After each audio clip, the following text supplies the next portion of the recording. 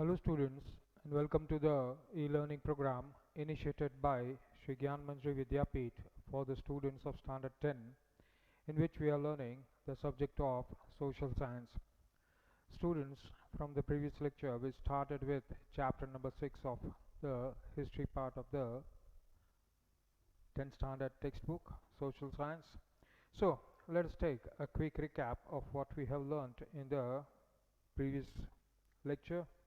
For this chapter, name of the chapter is Places of Indian Cultural Heritage. India has a very rich and prosperous heritage. Since centuries, we have been given lots of cultural heritage that has been passed on from our ancestors. Lot of monuments, caves, lots of arts of different types have been passed on from generation to generation. In that we are revising the we are learning about the places that are of not only historical importance but they also add to the very rich cultural heritage of India. So in that we first learnt about the caves of India, which are quite famous not only in India but they are famous all over the world. For example, the Ajanta caves, Ellora caves, Elephanta caves, they are all very famous caves that are in India, and it displays or it depicts the culture that was few hundred years ago in India, the rich knowledge of sculpting work, construction work, that also shows the accuracy in design, mathematical interpretation, and the art of sculpting, painting can be seen in on the walls of these caves. For example, Ajanta caves, Ellora caves, they are all both in Madhya Pradesh. Elephanta caves, very famous for painting work. A single rock cut big statue of an elephant, the famous Trimurti statue inside the cave. Then we learnt about the temples of South India, which are exquisitely made in the Dravidian style. The way on method of making the temples over there is quite different from the northern Indian style of making temples, or even the western styles, the Nagar styles of making these temples. Especially we learnt about the temples of uh, or the rich cultural heritage of Mahabalipuram. Then we learnt about the temples of Patadakal, temples of Khajuraho, Sun Temple of Konark. We have all learned this in the previous lecture. Now let us go ahead with today's lecture. Brihadeshwar temple is the next in line in the South Indian temple. Brihadeshwar temple, it's a Shiva temple. That means the Lord Shiva is worshipped over here, and the temple is a very famous Shiva temple located in Tanjavur in Tamil Nadu. The Brihadeshwara temple or Brihadeshwara temple means the same when we speak that in English. We say it as Brihadeshwara, or we speak it in any other language, it will be Brihadeshwara. Please do not dwell upon the spelling, because at different places you will see different, or you will find different spellings of the same temple. Many places it's written as Brihadeshwara temple, Brihadishwara temple, Bruhadishwara temple, or Bruhadeshwara temple. Means the same. People change the spelling a little bit here and there. Confusion also gets created, right? But Brihadishwara temple, it's one of the most famous temple in south of India. Place location is the city of Tanjavur, which is in Tamil Nadu. Very important thing that it was built between 1300 AD and 1010 AD. That means within a span of 7 years it was built in the 1300 AD to 1010 AD in Dravidian style of art. Now, Dravidian style of art, or the Nagara style of art, or the Mathura style of art, Iranian style of art, it is nothing but uh, the kings, the sculptors, the designers, the architects, they followed a particular design and pattern which became famous, and in the nearby areas or in the adjoining regions also, work is done on the same line, right? Then uh, it is known as a particular style of that particular region. So, Dravidian style of art, which is almost famous in all the South Indian temples, right? So, it was built during 1003 AD to 1010 AD in the Dravidian style of art. It was built by King Rajaraja I or Rajaraja first of the Chola dynasty. Students, 3 mark question, 4 mark question. Yes, depending upon the length of the answer, 3 mark or 4 mark. Uh, from this particular chapter, we have to memorize a lot of things and write that in particular sequence. For example, uh, the first thing that we have to write is which type of temple it is, or which deity is worshipped over here, which uh, god or goddess is worshipped in that particular temple. So Brihadeshwara temple, it's a Shiva temple. Location that we have to mention, that is Tanjore, Tamil Nadu. Then built during which period, and who built it, that is also important. Yes, so who built it? King Rajaraja first of the Chola dynasty. So it is also known as Rajrajeshwara temple. It is also known as Brihadeshwara temple, Bruhadeshwara temple, whatever you say. It is also known as, second name of Brihadeshwara temple is Rajrajeshwara temple. Now, the main thing about the temple is 500 feet high and 250 feet wide. The width is half of the height, and it's quite beautiful and quite majestic even from quite a lot of distance, because it is 500 feet tall. So the pinnacle, that is the shikhar jisko bolte hain, right? So the pinnacle can be seen from quite a lot of distance because of the height of the temple. The pinnacle is standing at 500 feet, right? So the temple is 500 feet and 250 feet wide. It is spread over, of course, if it is such a huge mandir, then temple, then of course it needs quite a huge area. So it is spread in a vast area surrounded by the wall. Here you can see a pic of the Brihadeshwara temple or Rajrajeshwara temple. You see, it's quite old because it's made in 1003 to 1010 AD, and you can still see the majestic beauty of this temple. You can see the pillars that are made over here.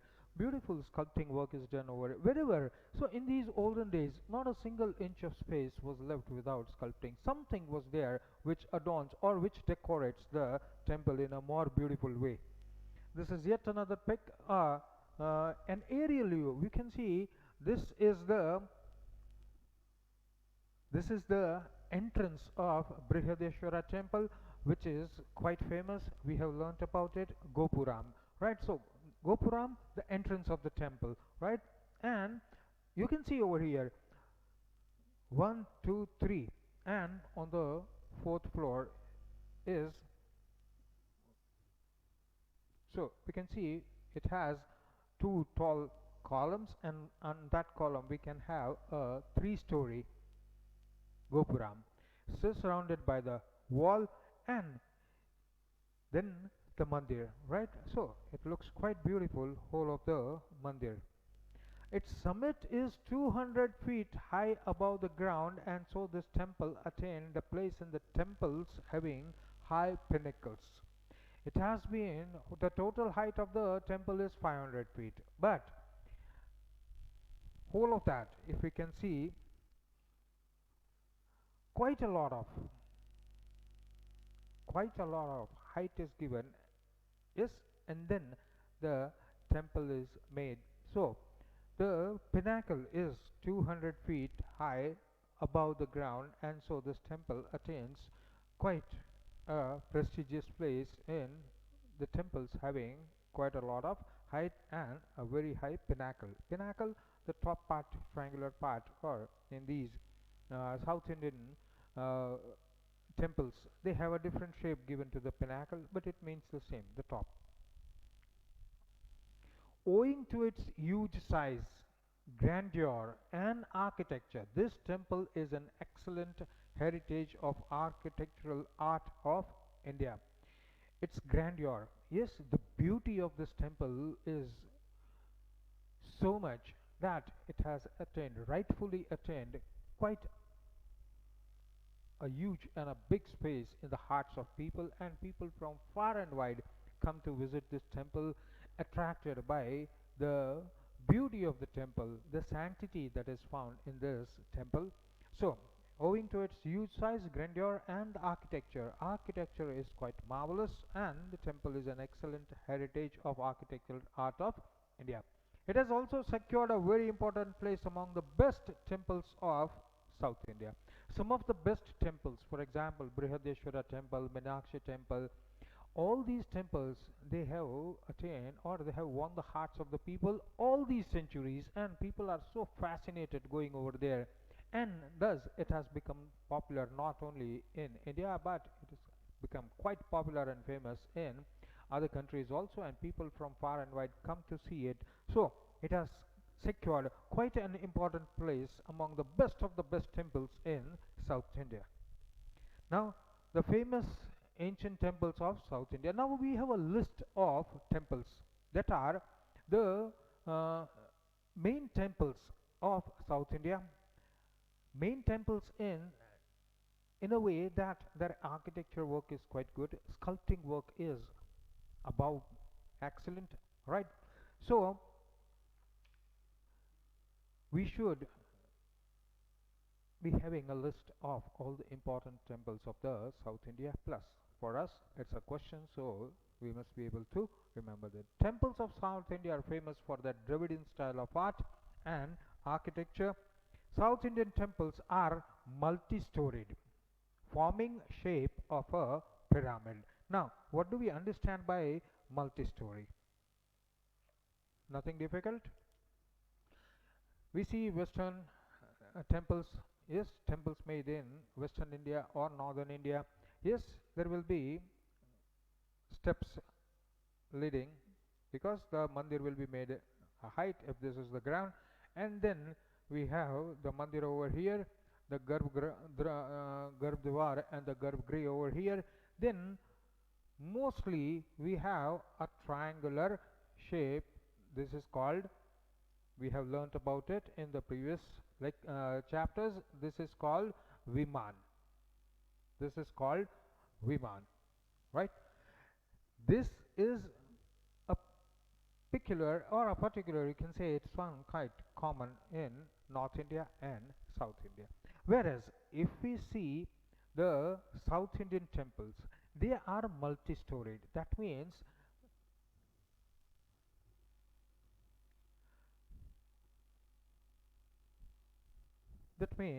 that they also are given some height, and then the mandir is the mandir is having again a step structure over here, a step structure over here, yes, so that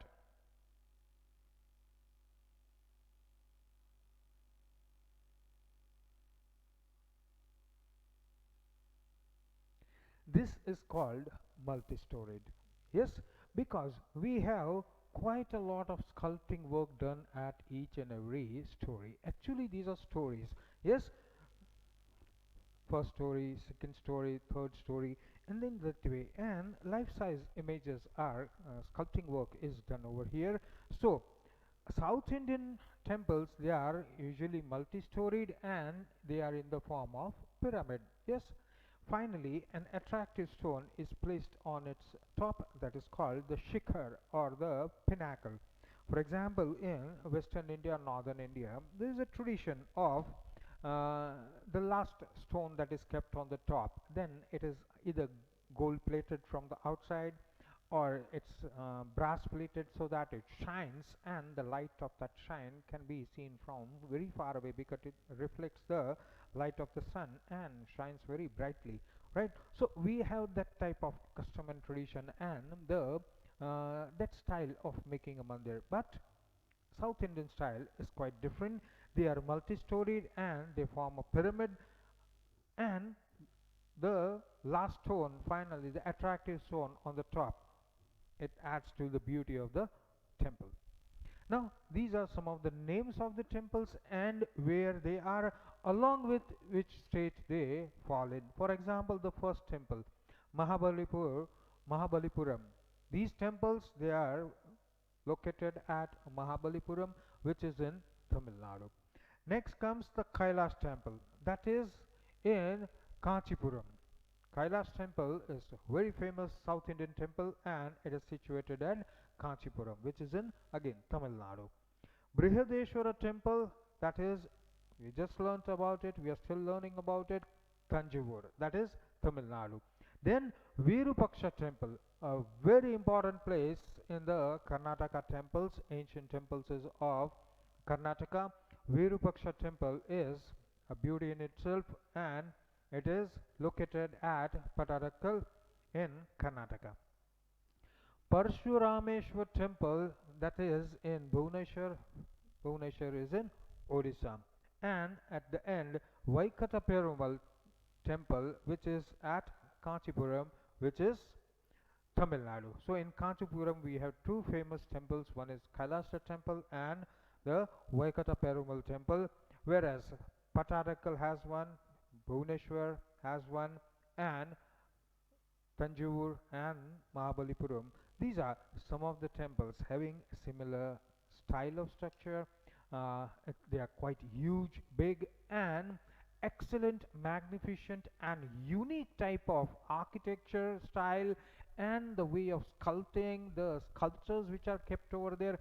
They are so beautiful that it keeps the tourist visiting over there engaged for hours and hours looking at the beauty of the temple inside out.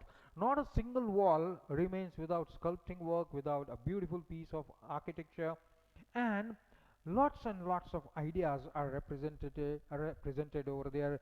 Lots and lots of deities you will find also on the surrounding walls on which the sculpting work is done. So these are some of the famous South Indian ancient temples. Next, we come to monument. Monuments, uh, some buildings having some constructive work. It can be a mandir, becomes a monument, right? A tomb, it becomes a monument. A fort becomes a monument. Uh,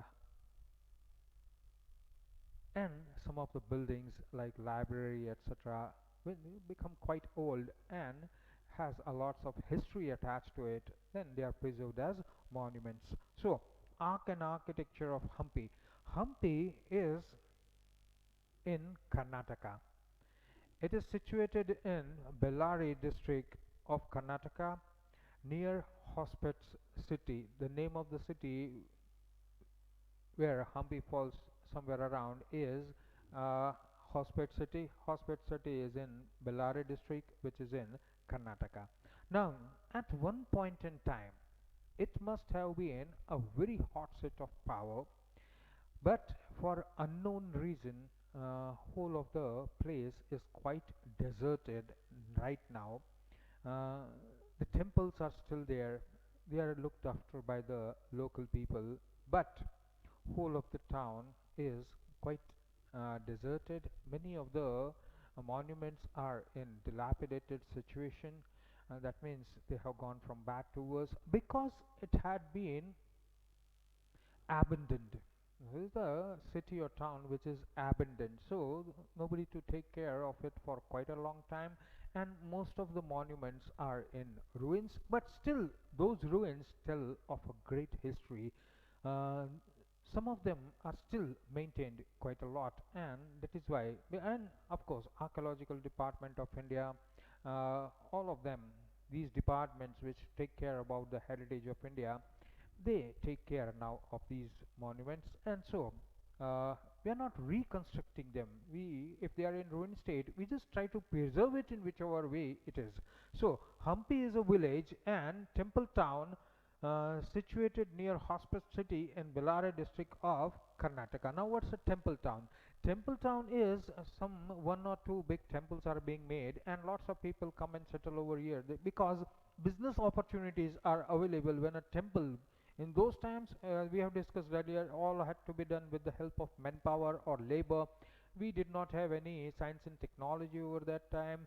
Lots of tools and equipments were not available, which are available today, cranes, trucks, and all those things not available. So complete work of the mandir had to be done laboriously in manual way, and it took quite a long number of years to make these temples. So lots of people came over here because construction work is going on.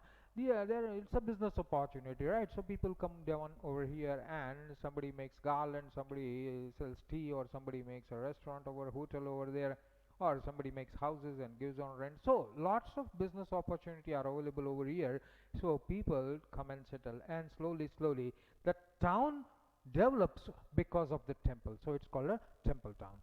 So Hampi lies on the bank of river Tungabhadra. This is the peak of uh, Virupaksha temple, that is in Hampi. This is yet another peak of a chariot temple or a rath, a mandir, right? We can see it still, it's it's quite magnificent. Yes, even if it is in some remain state, or it's still dilapidated or quite a bad condition, then also we can see the beautiful sculpting work that is done.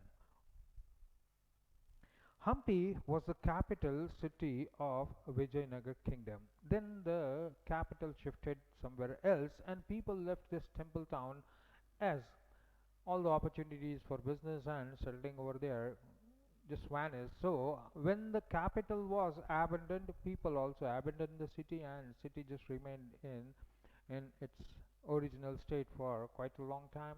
But since no maintenance was being carried on, and people did not live over here, so abandoned monuments they turned into ruins. So Hampi was a capital city of the Vijayanagar kingdom. The rulers of Vijayanagar kingdom were lovers of art. We can see that beautiful designs, beautiful pieces of architecture, beautiful temples are being made over there.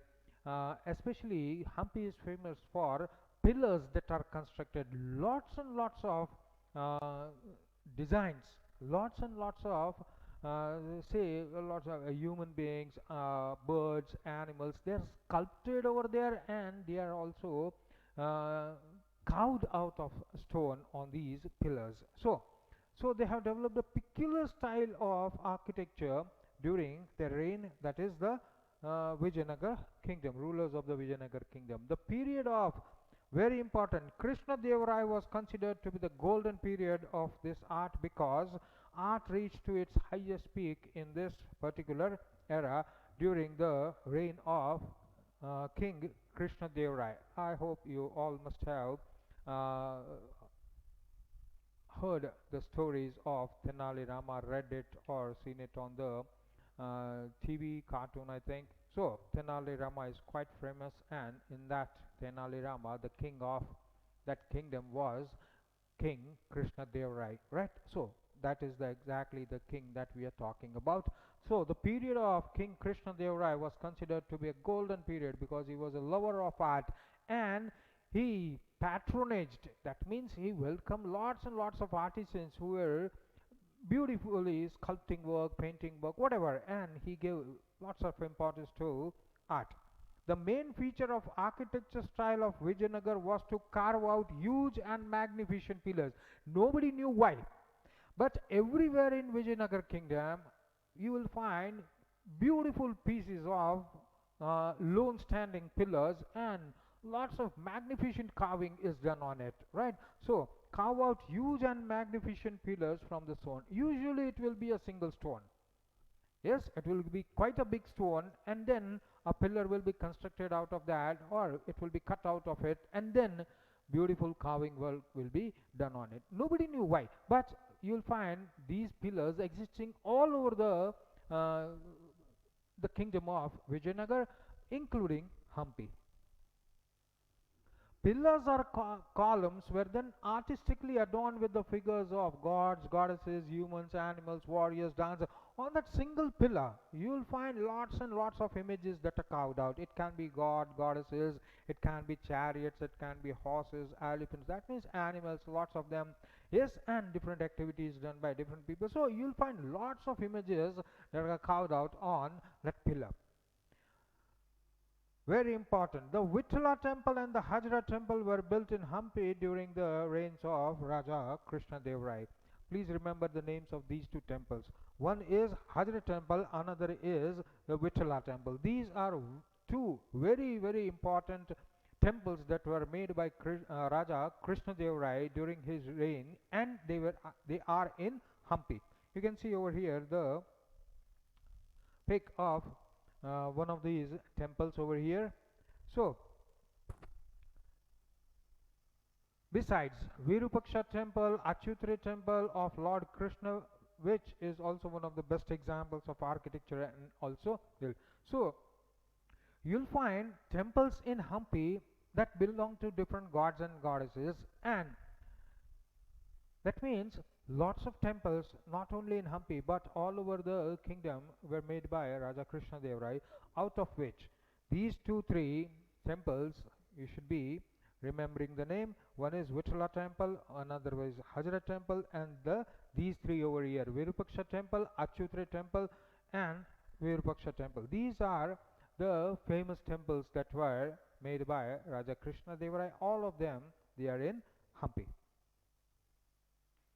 Next, now we come to the medieval period. Now medieval period will start before the Mughals came. Now before the Mughals, the sultans were ruling, different sultan families were ruling, dynasties also were ruling for a particular time, and before the sultans invaded from outside of India and conquered Delhi and the surrounding area and became sultans and continued in spreading their sultanate, or we simply say an empire. So that makes the head of the empire emperor. They used to call them sultan. So that way the sultan period started, but sultan period started after the last Hindu king got defeated by the sultans, and that is where the sultan era starts. So we start with Qutub Minar. Qutub Minar is a minaret in Qutub complex. It is located in Delhi.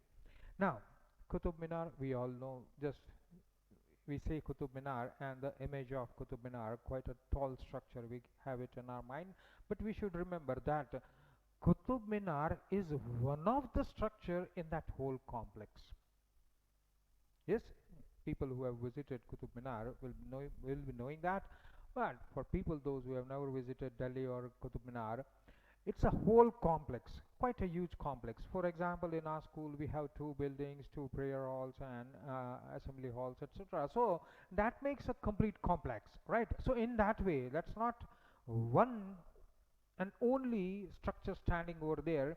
It's a whole complex, out of which Qutub Minar is one construction that is done over there, right? So Qutub Minar. Now what do we call Qutub Minar? We call Qutub Minar, it's a minaret. Yes, minaret will be always broad at the base, and as it goes towards the top, it becomes narrower and narrower, and it will always be in a cylindrical shape, conical shape, but not exact conical, not that much broad like a cone that we have. Yes, it will be circular in shape, and the circumference will be broader at the bottom, and as you go towards the top, in a very symmetrical way, the circumference will become smaller and smaller. So that type of structure, Islamic structure, will be called minaret. So what is Qutub Minar? Qutub Minar is a minaret. It is situated, or it's located in Qutub complex. And where is Qutub complex? It's in Delhi. Now, very one very important thing to remember about Delhi is all the rulers, they came to, whether it's a Hindu ruler, which the sultans, and after that the Mughals, all of them, they came to Delhi, invaded Delhi time to time, conquered Delhi time to time, or the dynasty, the king, the ruler passed his powers to the his next of kin, maybe his uncle, or maybe his wife, or maybe the sister, or maybe the cousin, whomsoever came to power. Many of them, they made their own small capital in and around Delhi, right? So Qutub Minar, the name comes Qutub Minar, minaret, right? So minaret, we say in English, minar in uh, Farsi. So Qutub Minar was built in 12th century by whom? Qutbuddin Aibak, the founder of the Ghulam dynasty. Founder of the Ghulam dynasty. Qutbuddin Aibak built this monument in 12th century, and Qutbuddin Aibak was also the founder of the Ghulam dynasty. This is the pic. We can see this is a complex. Yes, this is the entrance point. This is a complex. So it's a whole big complex, and inside that there is yet another mosque, also some small structures, resting places, right? So he died before completing this monument. Qutbuddin Aibak started with Qutub Minar, but he was not able to complete it during his lifetime. He died before the minaret was complete. So hence the remaining part of the work was carried out or carried on by and completed by his son-in-law, that is Iltutmish. So Iltutmish finished or completed the work of Qutub Minar, and Qutbuddin Aibak is the um, ruler who got Qutub Minar constructed. At least he started constructing the work, and that is why we have the name of the minaret after him, Qutub Minar. The minar. Now, this is important. We are students, so this is important for us. What is the height of Qutub Minar? Qutub Minar is 72.5-meter tall. Skyscraper. In those days, 72-meter of straight construction. Yeah, for them, it was skyscraper, right? So, skyscraper made out of red sandstone and marble. Another point to remember, we should usually remember what these monuments are made up of. Yes, made from which type of stone. So here we have two things common. One is marble, and another is red stone. Because red stone, you can see even after the sultans, the Mughals came, they have done lots of construction with red sandstone or similar stones over there, right? So here round red stone is the uh, material with which Qutub Minar is made, and marble also is used at many places. Now we come to circumference. At the base, the circumference is 13.75 meter, and as it goes towards the top, it gets reduced to 2.75 meter at the top. So earlier days, people used to the visitors were allowed to go inside the Qutub Minar and climb the steps and go till the top. They can even peek outside the galleries which are um, there, yes, and take snaps of the whole of Delhi over here. But then now it got closed. Now we cannot go inside. Only the officials can go inside, because we know we keep our hands straight. Yes, so we are not allowed nowadays. verses of Quran on the outside of Qutub Minar, on the stones, verses of Quran have been engraved on the minaret. It is the tallest stone minaret of India up till now. Yes, tallest stone minaret of India is Qutub Minar. Yes, belongs to the medieval period, right? Because 13th century. 13th century means we start medieval period from 7th century or 7.5 century. That means 7th century to 17 or 17.5 century, right? So that is how 13th century it falls in the medieval period. Now next we come to Humayun's tomb. Humayun's tomb, or in India we say tomb, otherwise it's called a tomb. So Humayun's tomb or Maqbara or tomb. It is nothing but uh, they are made for the purpose of remembrance, forever remembrance, immortal remembrance of the person. A huge tomb is made in order to make the person's name immortal, and uh, the remains of the person is kept over there, or the person is buried over there, and over there the tomb is made. So Humayun's tomb is the tomb of the Mughal Emperor Humayun in Delhi. It is one of the finest examples of Mughal architecture. Now we should remember that Mughals, they came from outside India, and they brought in their own culture, custom, their own way of constructing monuments, etc. So when they came over here, they started with the work, yes, of building lots and lots of buildings, tombs, etc. Whenever the family people died, so we can find various of them all over the uh, Mughal Empire, right? So this is one of the finest examples of Mughal architecture, for which uh, Mughal rulers were quite famous for. Now here you can see a beautiful pic of the tomb, right? You can see a very beautiful piece of architecture over here, beautiful designing, and this the dome, the semi-spherical dome, oblong dome on the top, is a gift of uh, the country of origin of the Mughals, and this is what they brought to India, and we can see several structures in India today made with the help of these domes. When Humayun died, his queen Hamida Begum built this tomb. So again, very important to remember. Yes, tomb is made after the person is dead, so he is not going to make his own. Yes, and when he died, his queen, that is Hamida Begum, she built this tomb. This tomb was made in, please remember, which style? Iranian style. Yes, and using red and white stones.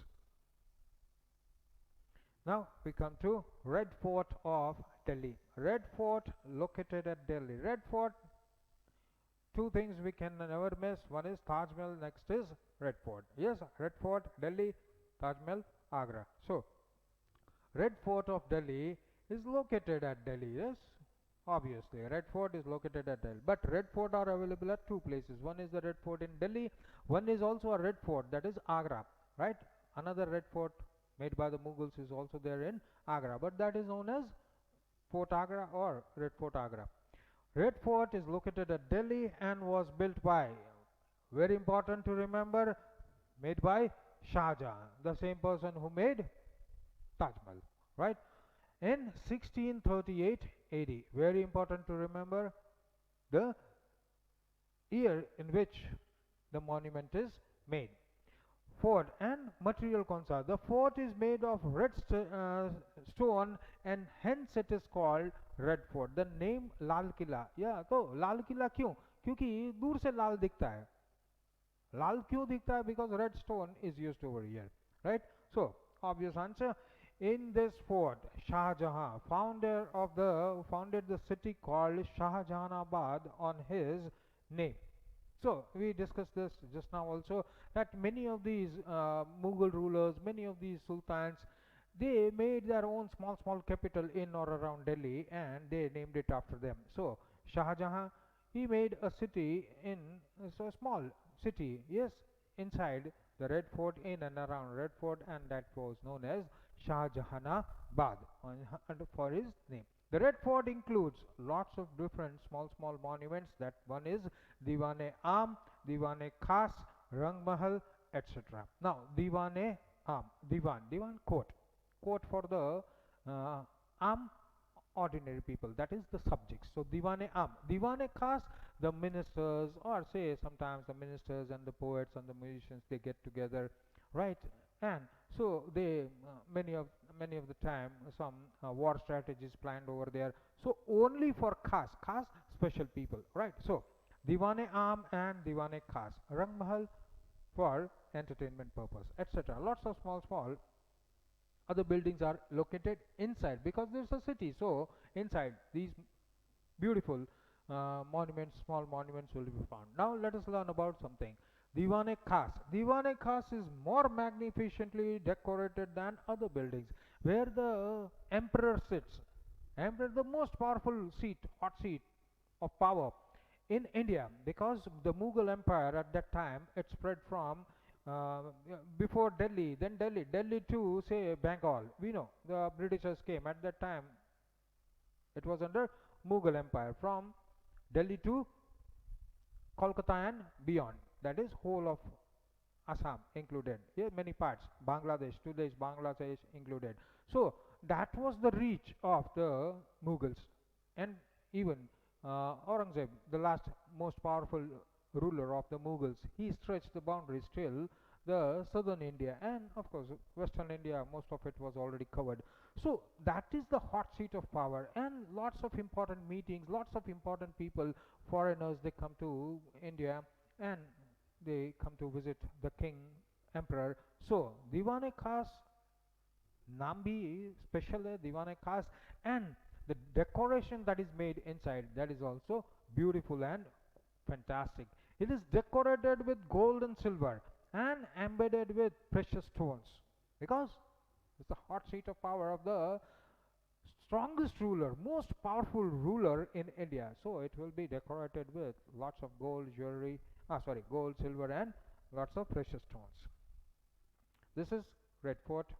Every one of us has seen the pic. So let's go ahead. The other important buildings in Red Fort, please remember the names which catches attraction are Rang Mahal, as we discussed. Rang Mahal, it's for the entertainment purpose. Then Mirror Palace, Aina Mahal, right? Whole of the palace, a small palace, but decorated with millions of small pieces of uh, mirrors. So Mirror Palace of Mumtaz Begum, then Lahori Gate, entry points for Red Fort. So these are different entry points. Lahori Gate is on a Meena Bazaar. Now, Shah Jahanabad was made by Shah Jahan, and the emperor used to reside inside, right? So uh, royal family will be inside the Red Fort, and they need to do lots of shopping, etc. They need to buy lots of things. So rather than going out, whole of the bazaar was made inside. So Mina Bazaar is that, right? Then Mughal garden. One of the speciality of the Mughals is the Mughal garden, a rectangular garden and divided into squares. This beautifully architectured garden known as Mughal gardens, right? You will find Mughal gardens even in Kashmir. They're especially made in that design by the Mughals. So students, we come to the end of today's lecture. Thank you.